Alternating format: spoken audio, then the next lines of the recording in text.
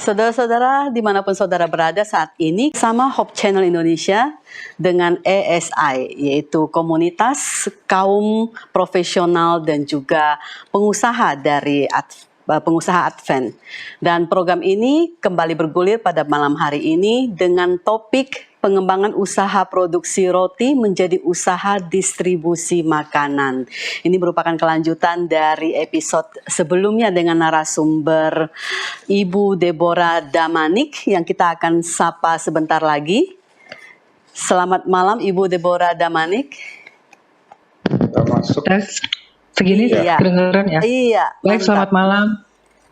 Selamat malam Ibu Dewi dan semua pemirsa, juga para ahli yang hadir pada malam ini. Senang bertemu kembali di Hope Channel Indonesia. Terima kasih undangannya. Ya, terima kasih Ibu Deborah sudah menjadi pembicara kembali ya setelah 1 bulan yang lalu juga menjadi pembicara kita dengan topik usaha roti tinggi serat dan bagaimana perjalanan beliau suami istri dari pegawai menjadi pebisnis roti handal. Saya sudah dengarkan Bu episode ini dan luar biasa menjadi inspirasi. Terima kasih sudah bergabung pada malam hari ini.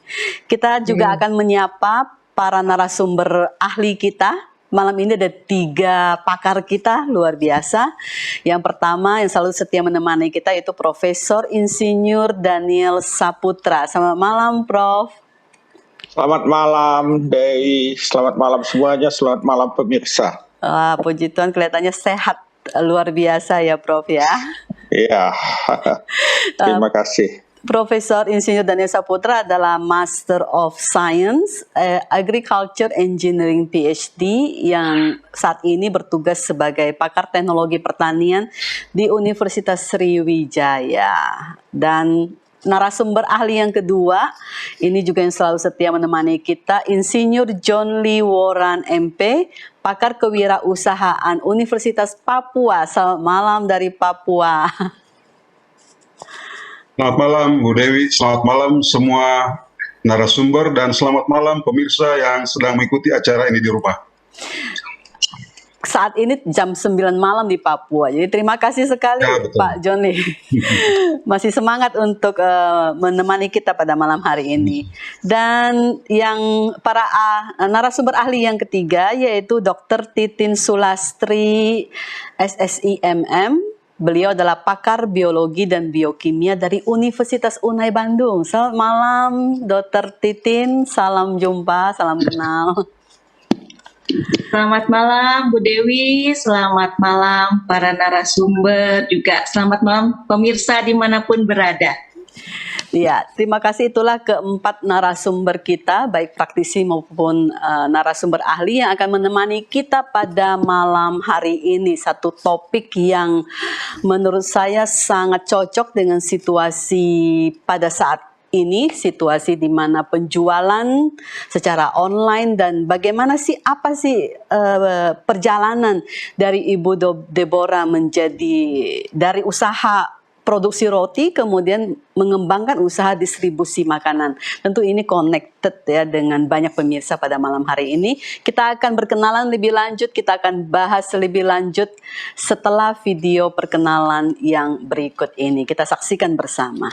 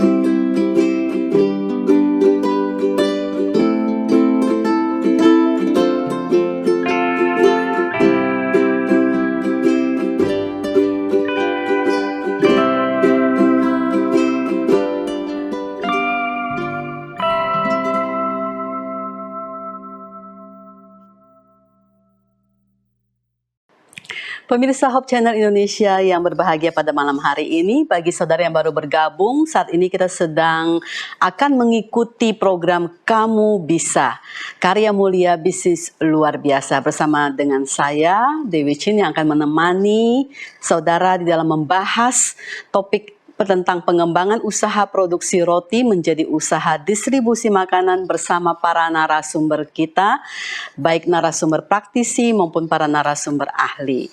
Nah, kita akan mengenal lebih lanjut perjalanan usaha dari Ibu Deborah Damanik. Kita panggil kembali Ibu Deborah untuk menceritakan sedikit mengenai perjalanan beliau di dalam membangun usaha produksi roti dan yang sekarang sudah berkembang menjadi usaha distribusi makanan. Tapi sebelum Ibu Deborah cerita, tadi kok menggoda sekali ya itu roti dan juga kue-kue, apalagi yang terakhir itu durian. Kesukaan saya soalnya. Langsung kayak enak banget gitu ya. Nah, itu apakah semua tadi di video yang ditayangkan itu adalah produksi dari Carrie Bakery, Bu Deborah? Baik, terima kasih Bu Dewi. Jadi sebagai, kalau teman-teman ingat ya, yang lalu kan Bapak Hotma sebagai chef dari core bisnis kami, yaitu carrot bread atau roti tinggi serat, kaya serat, itu beliau chefnya dan saya marketingnya. Nah, sebagai marketing,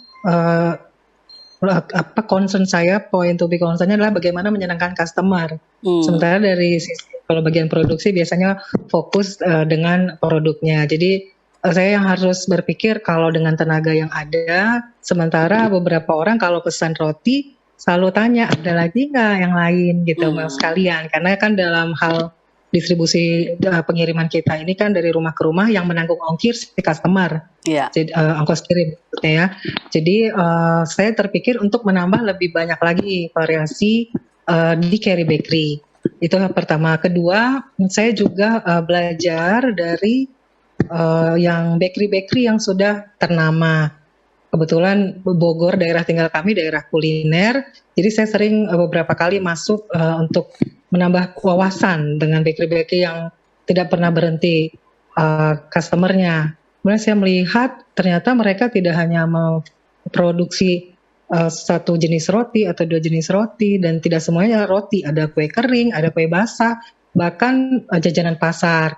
Sehingga saya terpikir untuk menambah menu di Carrie Bakery dengan yang di luar dari produksi Carrie Bakery sendiri.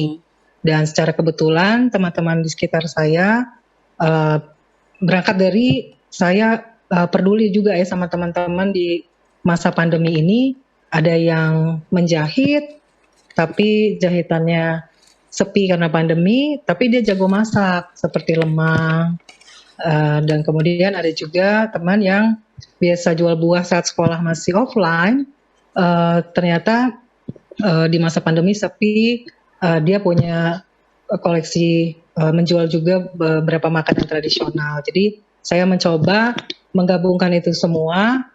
Dan hal lain, di kompleks saya juga, saya punya adik yang usaha durian. Jadi selain duriannya juga sering kita pasarkan, saya mencoba mencari padanannya. Karena kalau kebetulan saya orang Batak, jadi orang Sumatera itu paling suka makan lemang pakai durian. Jadi saya supaya durian ini juga sama-sama lancar, saya coba padukan dengan lemang, ternyata kena di hati customer sehingga semakin banyak yang jajan, gak cuma roti kaya serat. Itu sih backgroundnya Ibu. Oke, jadi tadi ada satu hal yang Ibu Deborah sampaikan cukup menyentuh hati saya juga ya, dari rasa peduli terhadap teman-teman yang terkena dampak terutama pandemi ini, dan kemudian gimana caranya menyalurkan bakat mereka ya, bakat memasak, bikin kue-kue yang lain, dan Ibu Deborah ini kemudian terus berpikir bagaimana mengembangkan usaha untuk menjual semua produk-produk dari teman-teman ini oleh karena rasa peduli tadi. Luar biasa ya, jadi cocok sekali dengan program kita pada malam hari ini, bahwa program Kamu Bisa ini adalah memang sebuah bisnis yang luar biasa merupakan sebuah karya yang mulia dan Ibu Deborah top. Mungkin sedikit kita ke belakang. Apakah Ibu Deborah juga berpikir untuk mengembangkan usaha dari hanya membuat roti yang sehat, roti tinggi serat, kemudian menjadi distributor makanan? Apakah itu juga dipengaruhi oleh kondisi pandemi? Karena sekarang semua menurun ya, omset semua menurun. Jadi itu yang memicu untuk berpikir ini gimana caranya ini meningkatkan omset lagi gitu. Ya, ada unsur itu juga. Tapi yang paling kuat adalah bagaimana menyenangkan customer. Karena kalau saya senang kalau orang lain bahagia, itu sih yang sudah lama karakter yang saya miliki. Bukan sombong, cuman memang saya senang kalau orang bahagia, happy. Jadi kalau saya lihat ada hal yang bagus, saya coba kasih tahu ada orang nyari apa, saya tahu ada yang mana yang bagus. Biasanya saya coba sharing. Saya coba flashback juga nih, datang dari mana dulunya ya. Saya coba ingat-ingat waktu saya baru pertama kali kerja, fresh graduate dari UNAI gitu, kerja di sebuah kawasan industri di mana cari sarapan susah. Sebenarnya saya setiap berangkat pos itu di sekitar saya banyak sekali nasi uduk dan lain-lain gitu ya. Saya lihat orang di sana susah sarapan, cari sarapan susah di kawasan industri. Sementara di setiap saya lewat mau berangkat, ini banyak produk. Akhirnya ada sebuah nasi uduk contohnya. Saya tanya, Bu, kalau saya ambil sekian, Ibu kalau saya ambil banyak, Ibu bisa kasih saya berapa? Jadi saya hitung-hitung, oke, saya masih ada margin. Sementara orang lain juga bisa bahagia. Jadi saya masukkan ke koperasi kantor dan lumayan ganti transport saya sebulan untuk selisihkan. Orang lain bahagia, dapat sarapan, saya juga bahagia ada pengganti transport. Jadi intinya yang utama adalah care, yang kedua adalah baru saya mikirin tambahan penghasilan gitu sih Bu Dewi. Wah, luar biasa. Berarti memang ada talenta melayani, suka melayani. Dan dari pelayanan itu akhirnya mendatangkan omset juga ya, pastinya. Jadi win-win solution, membantu orang lain dan kita Ibu Deborah sendiri juga terbantu oleh usaha ini. Kalau boleh tahu di dalam menjadi distributor makanan itu apa dasar pertimbangan yang diambil? Produk yang seperti apa? Apakah harus sejalan dengan prinsip roti berserat tinggi atau bagaimana? Apa yang menjadi pedomannya? Ya, jadi dalam menambahkan jenis produk, saya juga tidak mau yang core-nya itu jadi turun atau bertentangan. Karena kita bicara kaya serat, sehat, kita juga jangan jadi jual sesuatu yang memang membahayakan tubuh. Jadi saya cenderung memilih makanan apakah ada buahnya atau dia bakar atau dia rebus atau kukus. Jadi saya fokus di makanan-makanan yang aman dari minyak dan yang relevan, tidak terlalu jauh dari roti kaya serat itu sendiri. Jadi tema kita kan cemilan aman buat keluarga, seperti itu Bu Dewi. Okay.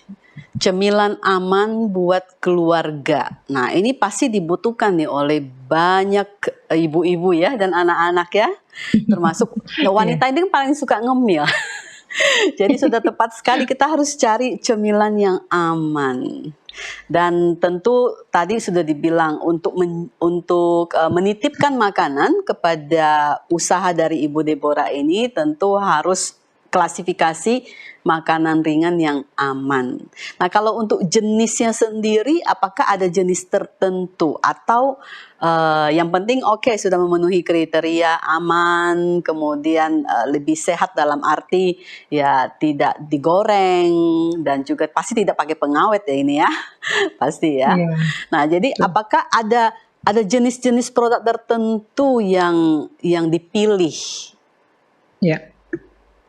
Jadi saya memilihnya yang umurnya tidak panjang dan karena rata-rata orang nature-nya di Jakarta ini pengennya yang fresh ya. Yeah. Jadi dari sisi per hari ini produk-produk atau yang kue-kue yang dijual di Carry Bakery itu cenderung kalau dari sisi usia lebih panjang roti. Jadi yang lainnya umur yang pendek paling lama 3 hari.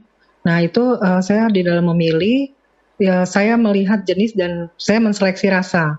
Kemudian saya juga melihat komitmen orang itu bisa memenuhi waktu atau tidak, karena kan ini barengan dengan pengiriman roti saya.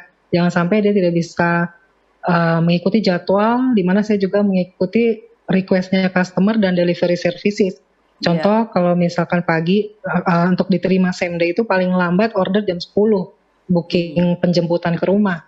Nah, saya memastikan orang ini bisa sebelum jam 10 atau teman-teman yang akan memasukkan. Jadi saya pastikan dulu, pertama saya tes untuk saya coba dulu, saya coba order, dia ketika susah waktunya dipenuhin atau harus pesan H-min berapa, itu semua saya sudah pertimbangkan untuk diambil atau tidak gitu.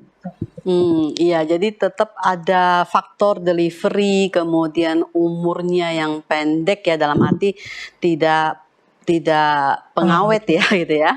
Dan kemudian rasa, nah itu penting nih ya, supaya jangan sampai yang produk sampingan yang dijual itu akhirnya malah menurunkan kualitas dari produk utama. Kalau saat ini jumlah jenis produk yang dititipkan itu ada berapa jenis dibandingkan dengan jenis produk yang diproduksi sendiri, kurang lebih? Dari sisi jenis, kalau variannya yang dimaksud, Iya, varian.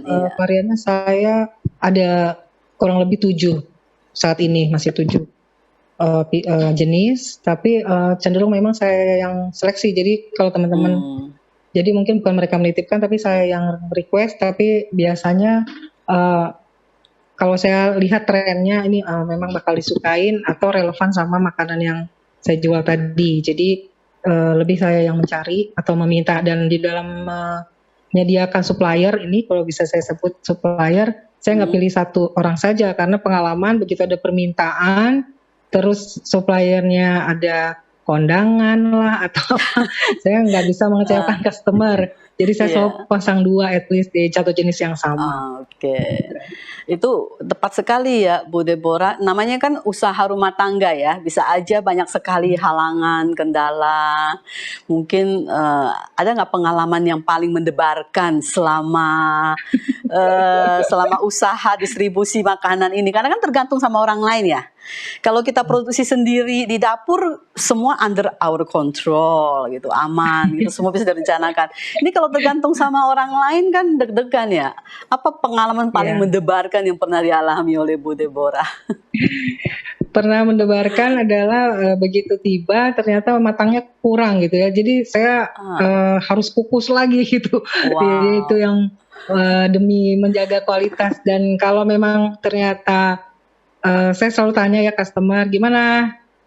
Mantap, saya tenang. Tapi kalau aman kan gitu, agak begini loh ya, saya sudah siap itu, karena tadinya saya tahu ada makeover di sana, dan saya akan biasanya ganti lebih, karena kebetulan waktu di perusahaan juga belajar service excellent ya. Jadi kalau kita membuat suatu perasaan yang kurang happy, kita harus berani berkorban lebih seperti itu.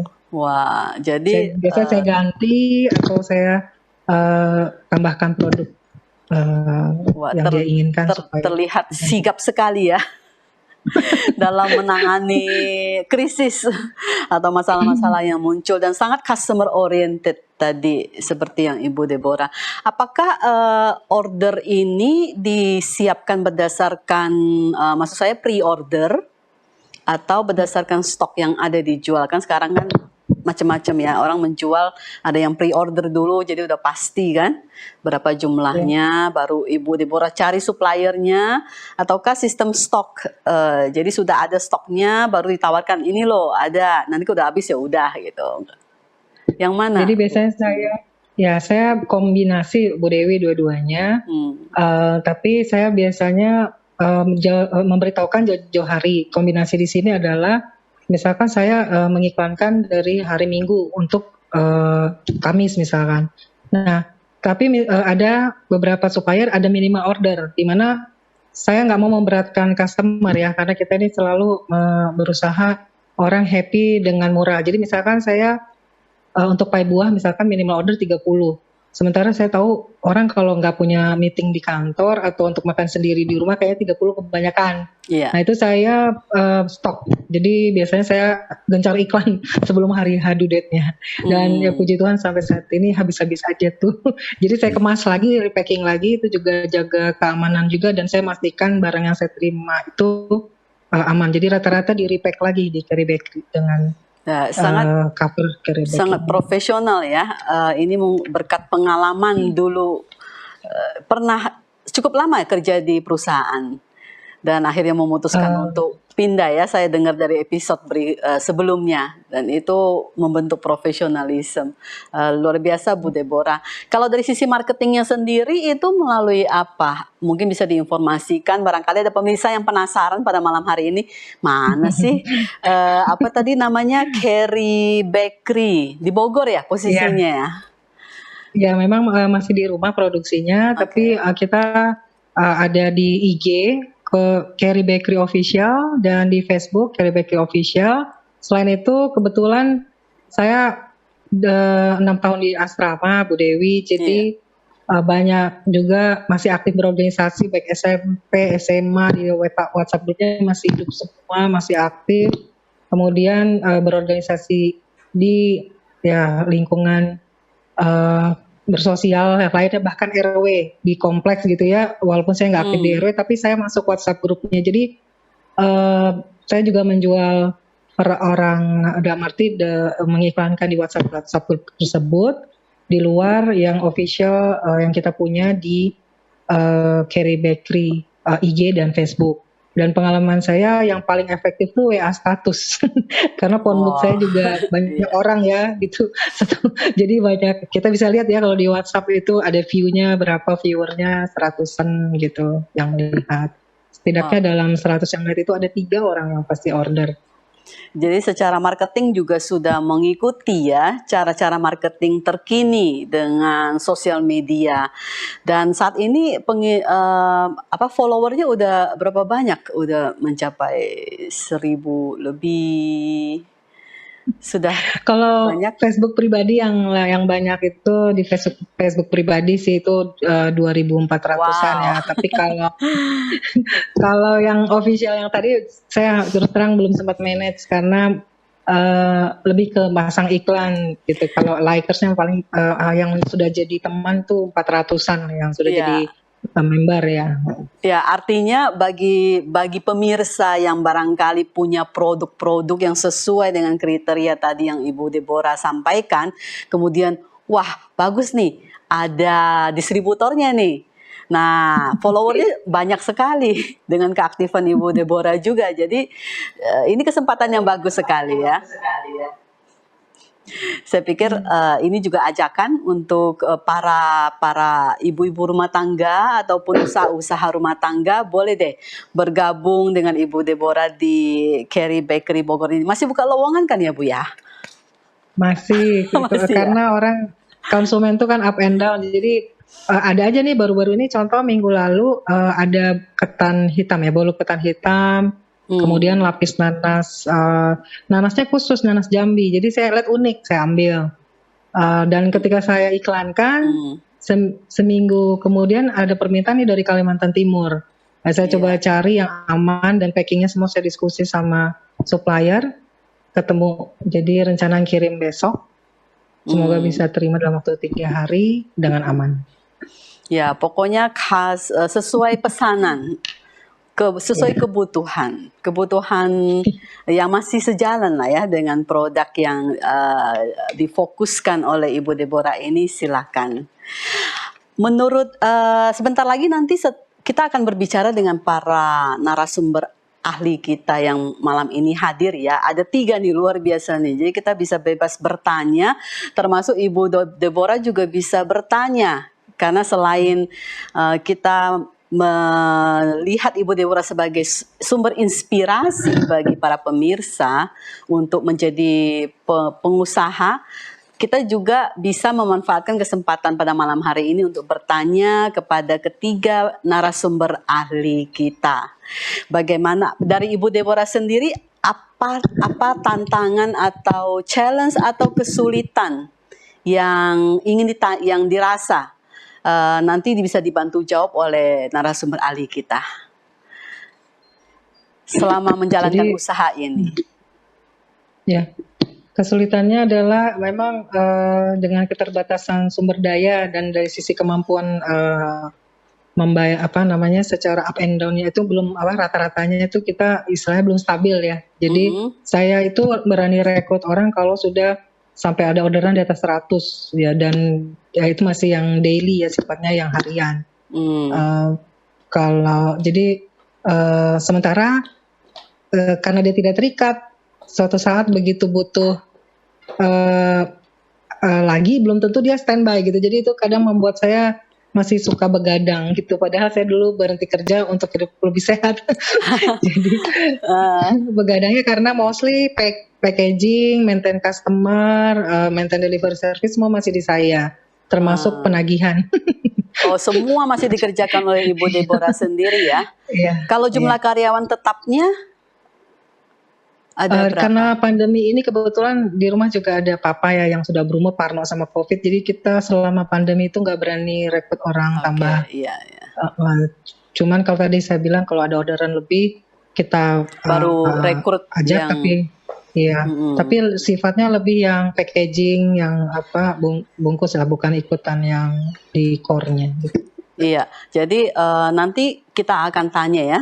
Setelah nanti kita saksikan satu tayangan, kita baru akan diskusi dengan para narasumber ahli kita mengenai bagaimana sih memanage sumber daya manusia yang tidak permanen, yang tidak tentu. Di kala penjualan itu bisa aja ups and down di saat masih pandemi seperti saat ini. Dan tentu mungkin ada pertanyaan-pertanyaan lain, pemirsa juga boleh bertanya kepada Ibu Deborah ataupun para narasumber ahli. Silakan kirim pertanyaannya melalui call center dari Hope Channel Indonesia ataupun chat di Facebook Live dan di YouTube. Silakan saudara bisa mengirimkan pertanyaan. Nah, kita akan berbincang-bincang dengan narasumber ahli setelah kita saksikan tayangan yang berikut ini. Hai teman-teman sama kakak-kakak, penasaran ayam masak apa? Ikutin ya.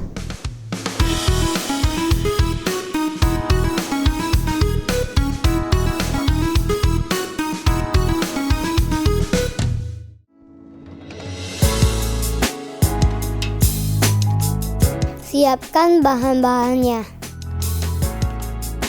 200 gram ubi manis kuning, 200 gram ubi ungu, 200 gram ubi cilembu orange, 25 gram walnut, 50 gram cranberry, 20 gram wijen. Begini cara buatnya. Nyalakan kompor. Siapkan panci dengan air untuk kukus ubi. Masukkan semua ubi yang telah dikupas. Tutup dan kukus selama kurang lebih 15 menit sampai matang. Siapkan blender. Masukkan cranberry, walnut, wijen ke blender. Blender semuanya. Lalu angkat ubi yang sudah matang. Kemudian hancurkan atau halusin ubi. Ambil ubi yang telah dihaluskan, bentuk bulat-bulat, lalu pipihkan, masukkan cranberry, lalu masukkan isinya, lalu tutup menjadi bulat. Setelah itu, bentuk dicetakkan. Selesai. Tada! Ini cemilan sehat, mooncake ubi. Cobain ya di rumah.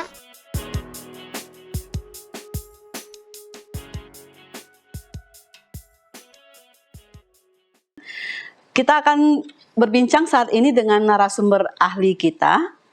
Ada Profesor Daniel Saputra, Insinyur John Lee Warren, dan juga Dr. Titin Sulastri. Nah, saya akan bertanya kepada Pak John Lee Warren dulu.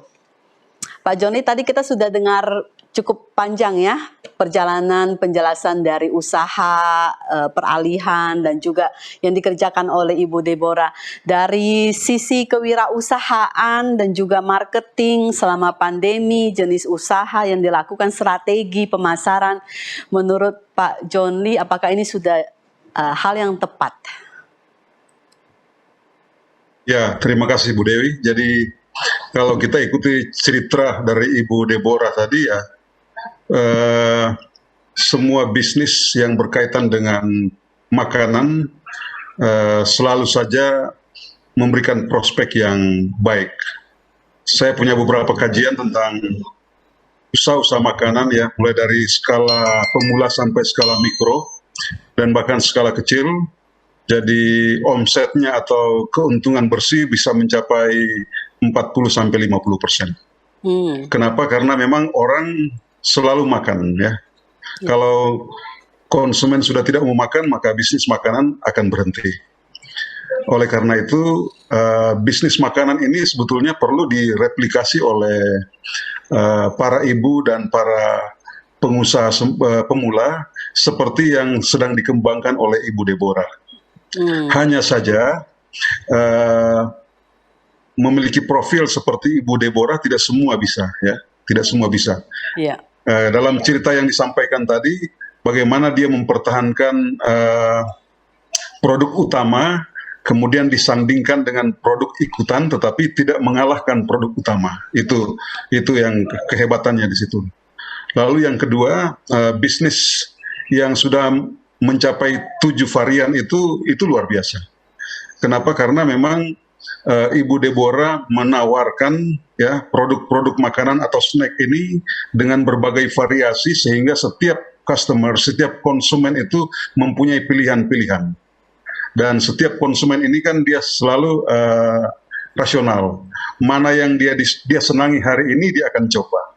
Lalu kalau dia sudah mencoba dan dia sudah puas, dia ingin lagi untuk mencoba yang lain untuk besok.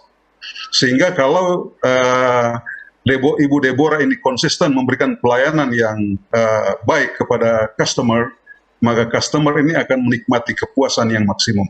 Itu kuncinya ya. Yeah. Jadi usaha makanan ini akan bertahan lama kalau cita rasanya itu harus konsisten, kemudian kualitasnya harus konsisten, kemudian ketika dipesan sesuai dengan jumlahnya, kemudian secara konsisten dan secara kontinu akan terus dikerjakan dan konsumen tidak akan mungkin beralih ke tempat lain. Itu yang sangat luar biasa bagi Ibu Deborah. Lalu yang tidak kalah pentingnya juga adalah kita belajar dari Ibu Deborah, sebetulnya dia sangat piawai ya. Jadi dia menangani marketing ini dengan sangat luar biasa sehingga kalau kita belajar dalam teori-teori pemasaran, sebetulnya ini merupakan personality yang betul-betul dikemas oleh Ibu Deborah sehingga dia betul-betul memberikan jaminan kepastian kepada konsumen, dan jaminan kepastian ini juga menuntun konsumen itu untuk terpaksa harus membeli ya. Kenapa terpaksa harus membeli? Karena memang dia dituntun untuk mencoba yang satu, kemudian coba yang lain, dan seterusnya. Dan itu memang sifat konsumen seperti itu. Dan seorang pemasar yang baik seperti yang sudah dilakukan oleh Ibu Deborah adalah memang menuntun konsumen yang sebetulnya tidak mempunyai rencana untuk membeli, pada akhirnya harus membeli. Keputusan-keputusan membeli itu sangat ditentukan oleh bagaimana kepiawaian dari Ibu Deborah. Dan ini bisa ditiru oleh yang lain. Kenapa? Karena memang bisnis makanan, terutama snack seperti ini, bisa saja ditiru atau direplikasi oleh para pengusaha pemula ya, sama ibu-ibu di rumah ya. Ini sangat bagus ya, sangat bagus untuk dicoba. Tentu jangan dulu dalam jumlah banyak, tapi barangkali 1-2 jenis dulu, jumlah yang sedikit, lalu lama-lama ketika konsumen mulai bertambah, kemudian segmen pasar itu dia menjadi lebih banyak ya, kita bisa tingkatkan. Lalu yang kedua yang tadi yang Ibu Deborah sampaikan adalah kenapa Ibu belum berani untuk merekrut tenaga pembantu, karena memang ini masih usaha kecil ya, usaha kecil, dan besok kalau seandainya Ibu Deborah mempunyai rencana untuk menaikkan skala, mengimprove usahanya, saya kira mau tidak mau harus merekrut 1 atau 2 orang pembantu.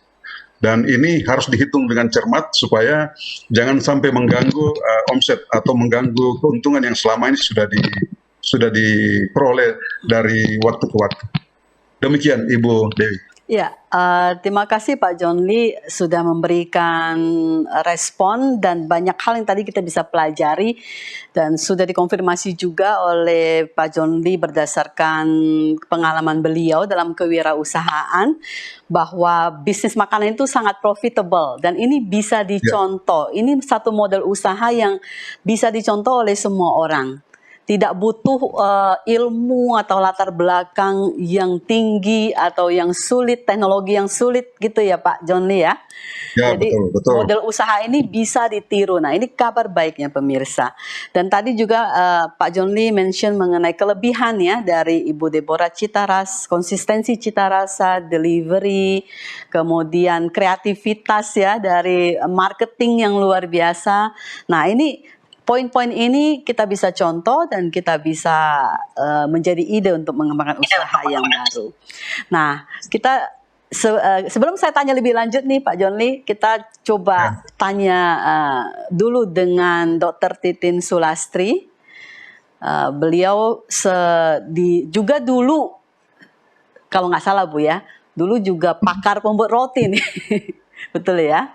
Nah, mendengar tadi pengalaman dari Ibu Deborah, apa ada saran-saran atau peningkatan mutu baik dari sisi produk ataupun menjalankan usahanya yang bisa diberikan kepada Ibu Deborah atau para pengusaha yang sejenis di pemirsa kita? Baik, terima kasih Ibu Dewi untuk pertanyaannya. Satu hal bisnis yang luar biasa yang pernah saya jalankan ya untuk universitas. Jadi bakery ini dibuka di Universitas Advent dengan omset yang luar biasa ya. Satu hari itu sekitar 30 kilo tepung yang diolah.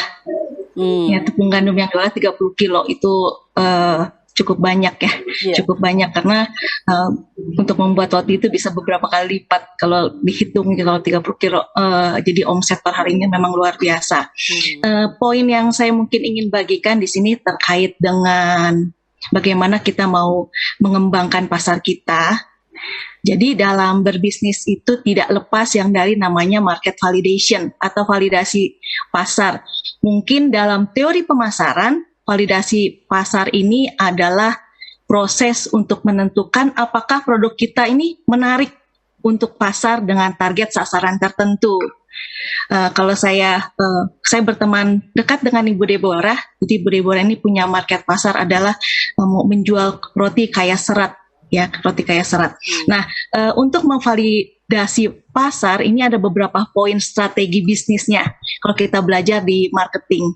Yang pertama customer segment. Nah di customer segment ini kita berbicara mengenai siapa target pelanggan kita terkait produk yang kita tawarkan.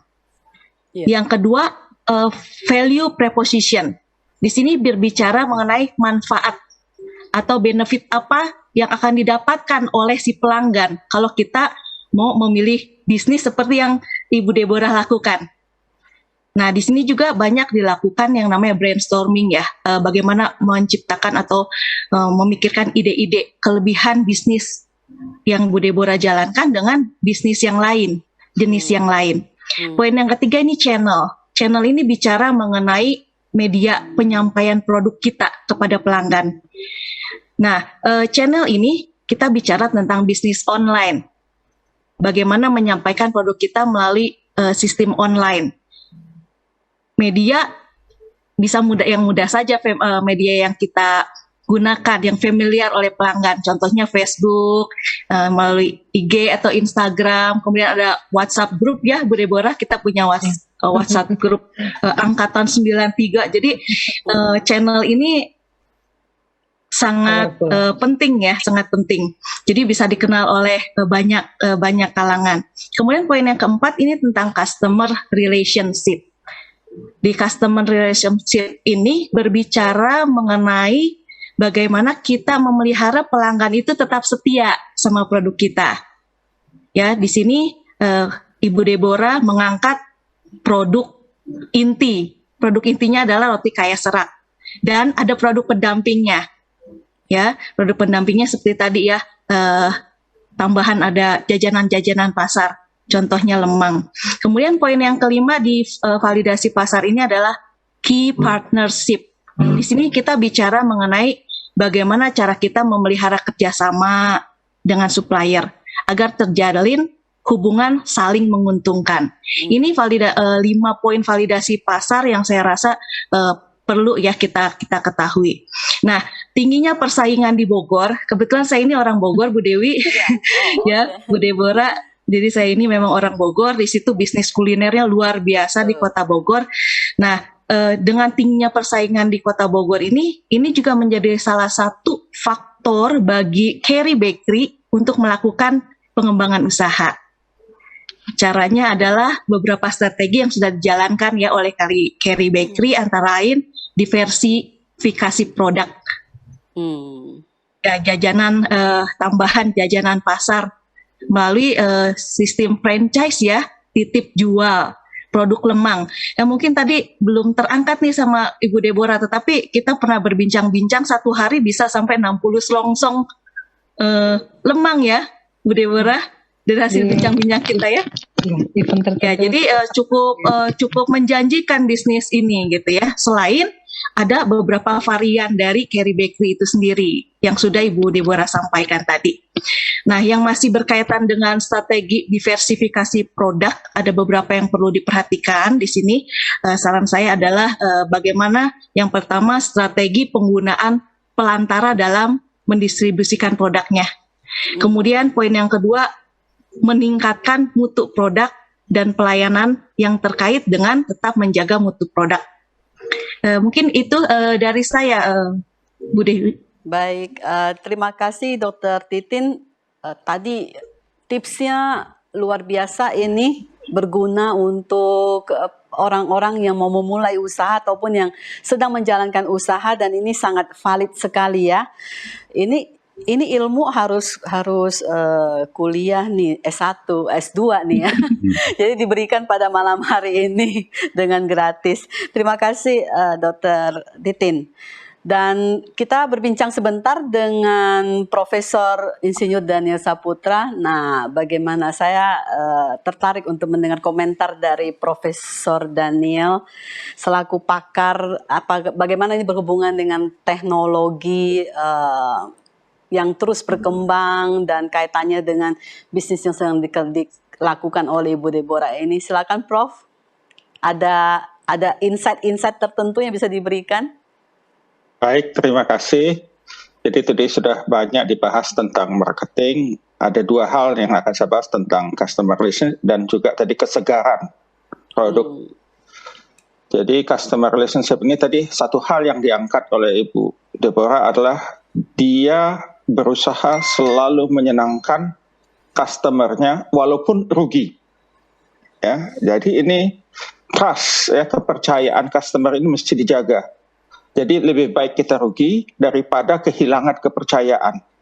Kalau bisnis makanan 1 kali kecewa, dia tidak akan pernah kembali. Jadi lebih baik kita kali itu rugi, tapi ke depan kita akan menang. Ya. Jadi seperti itu, karena lidah nggak bisa bohong. Ya, lidah nggak bisa bohong. Jadi kalau kecewa tidak akan kembali. Ya, dan inilah yang perlu ini. Jadi di beberapa negara ya ada satu kasus, contohnya di Amerika itu money back guarantee customer satisfaction, no question asked. Jadi tidak ditanya. Kalau kita rasa datang aja ke toko, saya mau tukar, diterima saja. Ditukar tanpa ada pertanyaan. Ya, dia rugi tapi customer itu akan datang lagi berikutnya ke depan. Ya, jadi ini yang tadi saya perhatikan yang diangkat oleh Bu Deborah. Yang penting customer senang. Ya, tidak peduli apakah dia rugi kali itu. Rugi kali ini nggak apa-apa. Tapi ke depannya dia akan menang. Daripada ke depan customer tidak akan datang. Kenapa? Karena kalau tadi ada orang komplain, kita katakan, oh terlambat sih makannya, mungkin sudah agak berubah rasa. Ya, bisa saja seperti itu. tapi ke depannya dia tidak akan kembali, kita jadi musuh. Satu musuh lebih dari cukup. Mungkin dia akan bicara kepada orang lain. Ya. Nah, jadi lebih baik kita mengalah seperti tadi, dan dia akan cerita kepada orang lain, wah luar biasa Ibu Deborah, saya kemarin komplain langsung diganti yang baru. Bahkan kadang-kadang ya tadi di Amerika, kalau kita komplain digantinya 2 kali lipat malahan. Ya. Nah, jadi ini mesti kita ini, dan tadi karena ini bisnis makanan, kemungkinan terjadi perubahan rasa itu besar sekali. Ya. Ya, kenapa? Karena selalu ada lingkungan yang kita tidak bisa kendalikan. Ya, dia terkontaminasi udara, ya, dan macam-macam. Customer terlambat makannya, ya. Dia mengharapkan mungkin sampai malam atau sampai besok dimakan masih bagus. Oleh karena itu tadi Ibu Deborah punya label tanpa pengawet. Ya, oleh karena itu kita mesti kendalikan lingkungannya. Salah satu cara mengendalikan lingkungan ini adalah mengendalikan udara yang ada di sekitar produk kita. Pada umumnya, ya tidak selalu. Pada umumnya kerusakan itu karena ada oksigen. Bakteri hidup karena ada oksigen.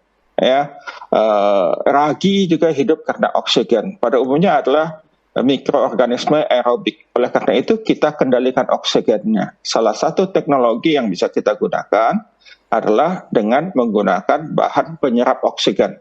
Ya. Jadi ini bukan pengawet.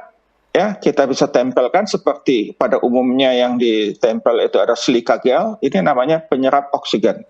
Dan ini banyak dijual sekarang ya, bebas hanya ya, dan harganya relatif terjangkau ya.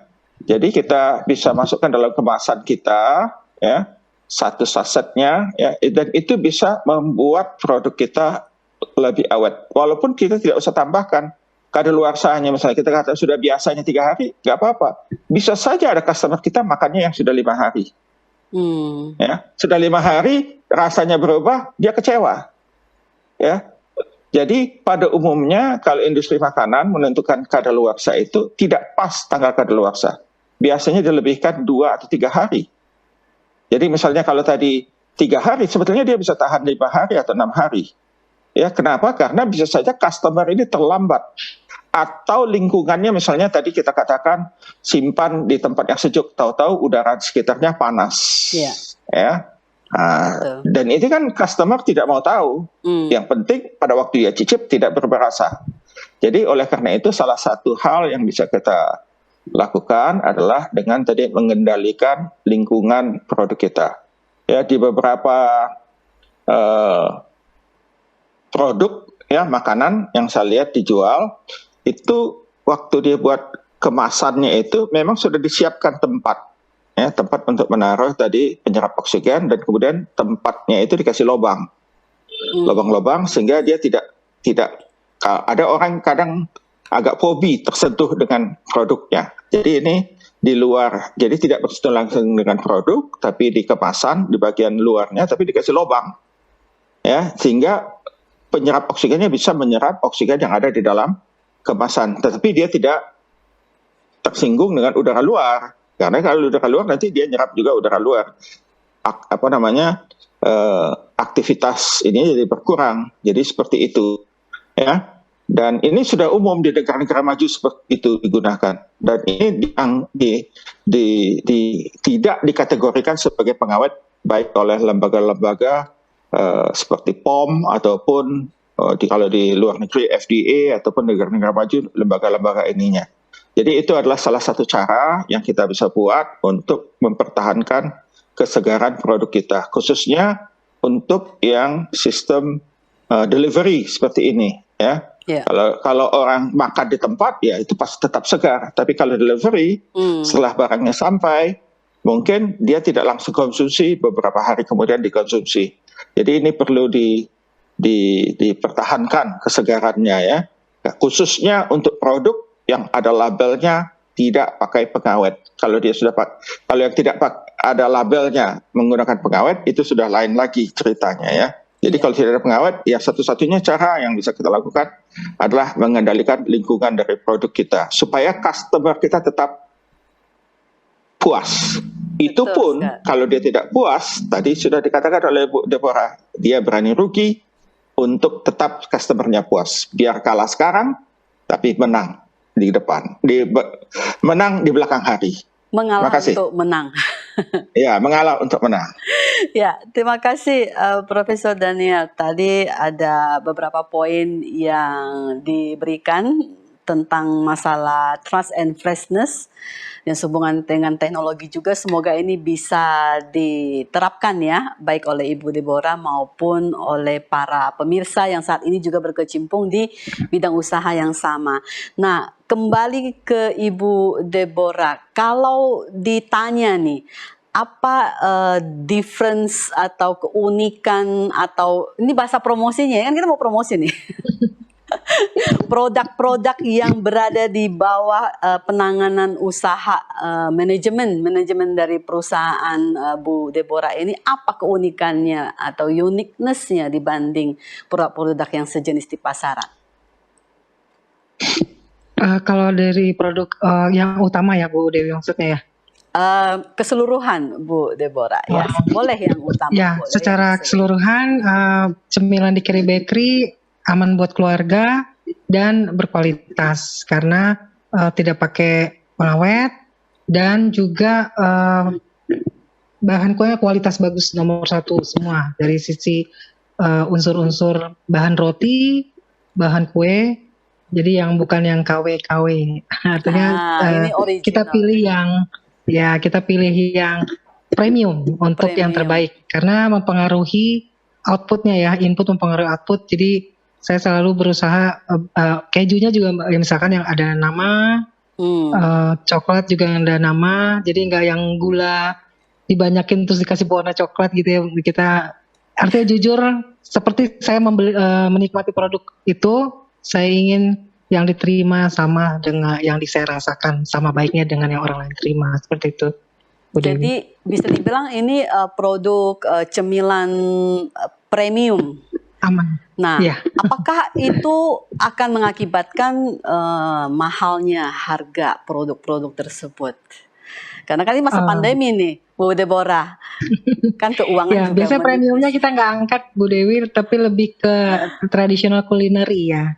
Tradisional. Karena lebih ke. Tapi harga masih bisa bersaing ya dengan produk-produk sejenis di toko. Sangat murah karena kita nggak ada biaya pajak, biaya karyawan ya. Jadi istilahnya karena masih produksi rumahan, harganya masih bersahabat. Selain itu di Bogor bahan makanan termasuk kayak buah-buahan dan lain-lain itu masih ini ya lebih murah dibanding di Jakarta. Sehingga ketika kita ngirimnya ke Jakarta tuh masih seksi harganya.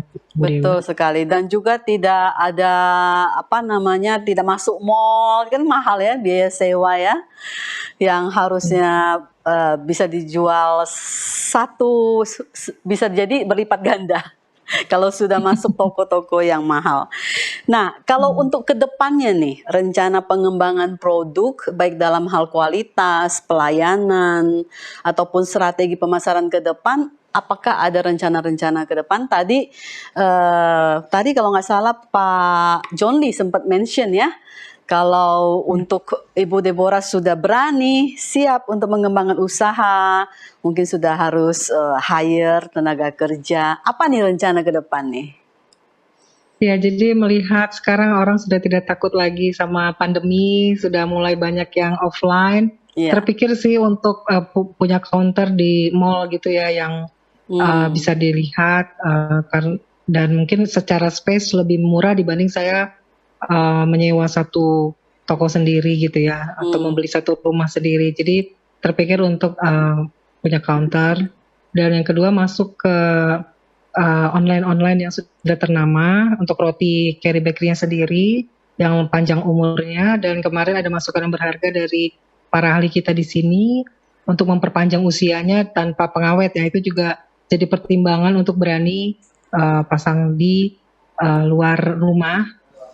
Dan saya sedang menjajaki dengan digital minded ya untuk Carry Bakery-nya, di mana saat ini kebetulan saya punya keponakan yang memang sangat menyukai IT dan dia sedang ambil SMK di bidang IT. Jadi saya challenge bikin website untuk aplikasi sendiri untuk Carrie Bakery, di mana orang bisa pilih sendiri isi topping rotinya mau rasa apa. Nah, Oke. kemudian submit. Nah, itu ya sudah 30% sih lagi didesain ya. Oke, menarik ya. Nah, saya tertarik dengan tadi pernyataan Bu Deborah. Saya mau tanya para narasumber ahli kita, nanti siapa yang mau merespon ya. Tadi Ibu Deborah terpikir untuk mengembangkan usaha dengan masuk ke mall atau masuk ke kios. Apakah lebih baik mempertahankan model usaha yang sekarang dengan produksi di rumah, kemudian dibesarkan skalanya dengan meng-hire tenaga kerja dan tetap diproduksi rumahan supaya tidak ada biaya-biaya sewa yang mahal, biaya promosi yang mahal, dan promosi tetap bisa lakukan secara sosial media, online, aplikasi, atau memang lebih baik memang sudah normal tahapan usaha itu akan dari rumah pindah ke mall seperti stand-stand yang lainnya. Silakan, ada yang mau menanggapi. Ya, jadi Bu Dewi, dalam dunia bisnis itu paling tidak ada 3 langkah yang bisa dilakukan. Yeah. Yang pertama adalah start your business. Jadi memulai bisnis itu Ibu Deborah sudah lakukan. Nah, ketika sekian lama berusaha, kemudian usaha ini terus bertambah pasarnya ya, segmen pasarnya bertambah, omsetnya bertambah, maka harus naik ke langkah yang berikut, yaitu improve your business. Jadi harus tingkatkan bisnisnya. Nah, di sini sudah bisa meng-hire tenaga kerja, kemudian menambah modal ya untuk memperbesar produk dan memperbanyak varian-varian.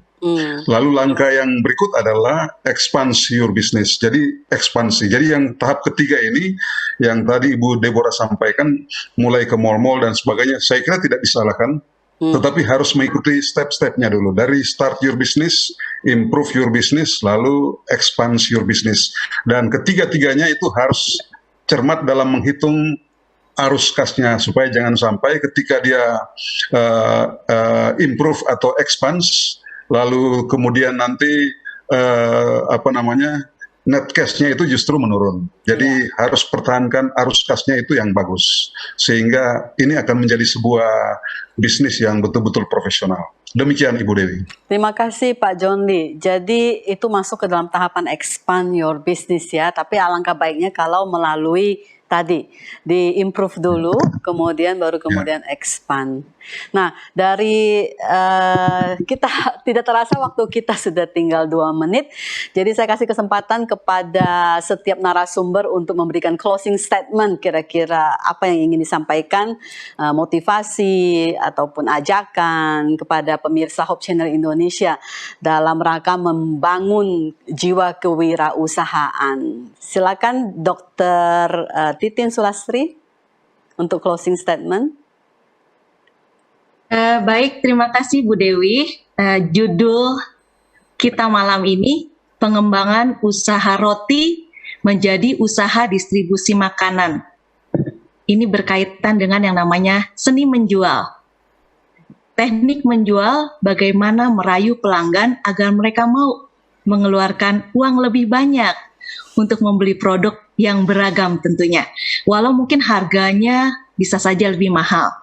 Atau produk dengan tambahan kelebihan lain seperti yang Carrie Bakery sedang lakukan saat ini. Pendapat saya, usaha distribusi makanan yang beragam, usaha ini sangat menjanjikan. Demikian Bu Dewi. Terima kasih, seni menjual. Saya langsung catat. Profesor Daniel, silakan closing statement pada malam hari ini. Baik, terima kasih. Jadi bagi para pemirsa yang ingin mencoba atau mengikuti jalur yang telah ditempuh oleh Ibu Deborah, kita tetap mesti mempertahankan core business sebagai bisnis utama, karena itulah sebetulnya yang membawa bisnis yang lain yang datang kepada kita. Kepercayaan konsumen terhadap bisnis utama akan membawa konsumen untuk mencoba tadi varian-varian baru yang ada di bisnis kita. Jadi oleh karena itu tetap pertahankan bisnis utamanya. Stay to your true self, gitu lah kira-kira ya istilahnya. Core bisnisnya jangan lupakan. Ya. True self kita ya, jangan dilupakan. Yang terakhir dari pembicara kita ya, narasumber kita Ibu Deborah Damanik. Silakan closing statement Bu untuk kasih motivasi. Ya, saya sendiri tidak tahu ya kalau saya ternyata secara praktis langsung dibilang oleh para ahli tadi udah benar, udah on track. Karena saya benar-benar murni praktisi dan bahkan saya nggak tahu istilah-istilah marketing. Jadi yang saya mau motivasi ke teman-teman, just do it, gali terus, asah terus potensi ada apa saja dalam diri kita, pandai melihat peluang karena berkat ternyata ada di mana-mana, tinggal bagaimana kita mengolahnya dan peduli itu membawa kita kepada jalan yang luas dan keuntungan yang lebih. Itu sih yang saya bisa sharing. Amin. Terima kasih. Puji Tuhan. Just do it dan melakukannya dengan rasa peduli untuk membantu sesama kita. Terima kasih yang banyak kepada seluruh narasumber kita, Ibu Deborah, Pak John Lee, Profesor Daniel dan juga Dr. Titin. Terima kasih sudah menjadi narasumber kita pada malam hari ini. Dan pemirsa, semoga program ini bermanfaat dan menjadi motivasi buat kita semua bahwa Tuhan mau kita bisa. Saksikan terus acara Kamu Bisa ini di hari Selasa berikutnya. Selamat malam dan Tuhan memberkati.